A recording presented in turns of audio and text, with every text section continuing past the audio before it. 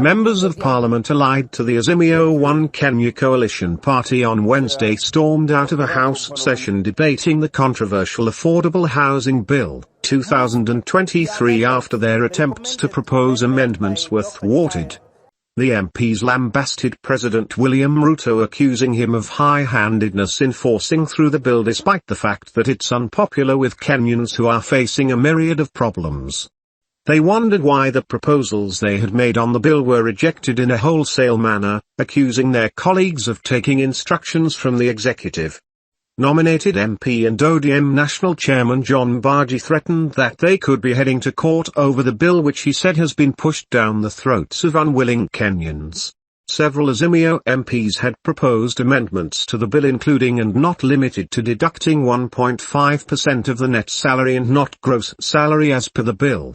However, each of their amendments were thrown out by the majority side, which shouted them down. Minority Whip Junit Mohammed claimed Parliament was under executive dictatorship and warned of possibility of bills being rushed to the House without due process. He also claimed that some Azimio MPs had been coerced to vote in favour of the bill or risk developments happening in their constituencies being stopped. His Rarieda counterpart Ashenda Mololo lamented that the bill had been rushed through the House and Azimio MPs denied a chance to debate on it. He said the House needs to examine if the national government needs to involve itself in building houses despite that function being devolved, and exactly who will be benefiting from the houses built. The bill sailed through to the second reading in the National Assembly after 141 MPs voted to support it against 58 who opposed it during the Tuesday sitting. Let's just listen into what they had to say. An issue of concern to Kenyans. Kenyans have serious things ranging from unemployment, high cost of living, to high cost of education that should be discussed on the floor of the Parliament. Housing is a private good that should be left to Kenyans to decide on their own by providing jobs and letting them build their own houses. The government's role is to create an enabling environment so that Kenyans can... They were told that projects that are going on in their constituencies will be stopped by the executive. Some of them told me they were called by executive members, senior executive members like PSs and ministers from the counties they come from. But if you are going to threaten them, intimidate them, they are people who are taxpayers. Taking development to members of parliament, areas represented by Azimio, is not a favor, it's a right. They are constituents, people also pay taxes, just like the constituents members of Kenya Kwanza pay taxes.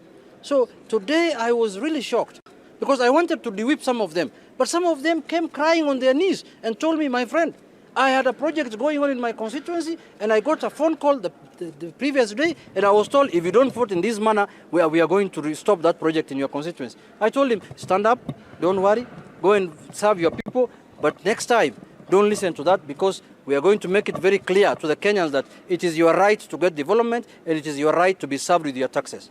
Let me explain our complaint and then Babu Wino will speak. Just as the whip has explained. Our first complaint is rushing the bill.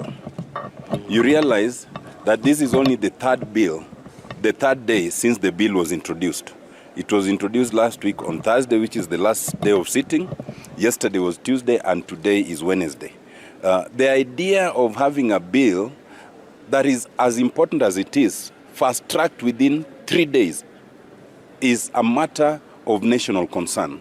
And for those of you who will watch, you will see that all of us members here who were present yesterday during the second reading were denied the opportunity. I was the only one allowed by the Speaker to speak because I had made a special intervention, so that the voices of all of us who are here, the voices of their constituents, has not been heard. The second problem with the bill is that it's coming at a time that there was a court case that had declared the previous provisions within the Public Finance Act unconstitutional.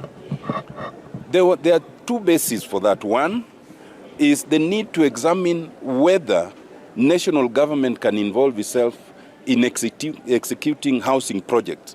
And yet under the Constitution, it is clearly one for the counties. National government is only allowed to give the policy.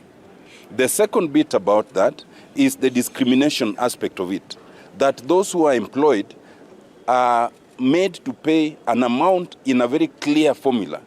Yet those who are unemployed, there's no similarity in terms of clarity. Those two issues have not been addressed. We had thought that they would be addressed first before you come to conceiving what the bill looks like. Thirdly, it's in terms of the bill itself. As conceived, it is totally unclear on everything. It is unclear on who's to benefit. Yes, it is unclear on whether it is meant for owners